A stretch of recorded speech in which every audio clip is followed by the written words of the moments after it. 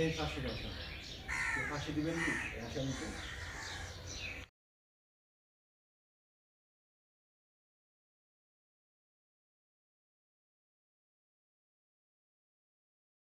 দোয়া চেয়েছি।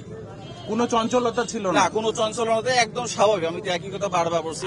আপনার কাজ কখন শেষ হয়েছে? আমার কাজ শেষ হয়েছে 9:30টার মধ্যে, আমার কাজ শেষ হয়ে গেছে।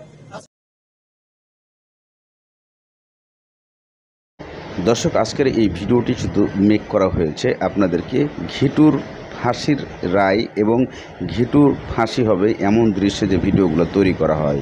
এখানে মূলত হচ্ছে প্রত্যেকটা মানুষ যখন আসামি হয়ে যায় এবং তাকে যাবজ্জীবন অথবা ফাঁসির রায় দেওয়া হয়, শেষ মুহূর্তে তাদেরকে কি করা হয়, কোন জায়গায় নেওয়া হয় এবং সব কিছু মেনটেন করেই তাকে ফাঁসি দেওয়া হয়।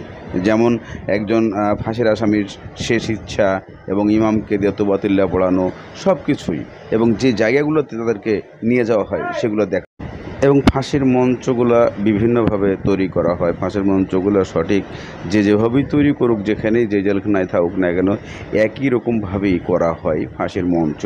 অনেকেই সেগুলো উৎসুক জনতা দেখতে আসে, ভিড় করে যে আসলে এখানে দুইজন একসঙ্গে ফাঁসি দেওয়া যায়, আবার কিছু জায়গা আছে একজনকে ফাঁসি দেওয়া যায়, এমন সূত্র তুলে ধরা হয় এই ভিডিওর মাধ্যমে।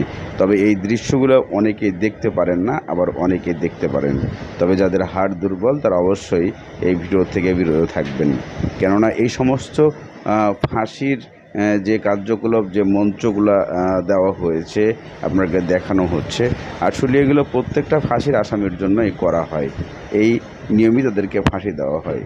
তবে বিভিন্নজন বিভিন্নভাবে এইগুলো তৈরি করে থাকেন, তবে বিভিন্ন দেশে এক দেশে একরকম।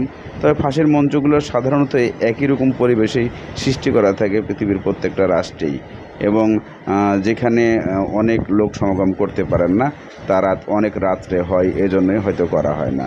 দেখেন যে এটা একটা সাধারণ নাটকের ক্লিপকে তুলে ধরা আছে এখানে, যেটা এটাও ফাঁসির মঞ্চ তারা করছে গ্রাম অঞ্চলে, কিন্তু সঠিক এভাবেই করছে, আর এইভাবেই দৃশ্যগুলো হয়ে থাকে।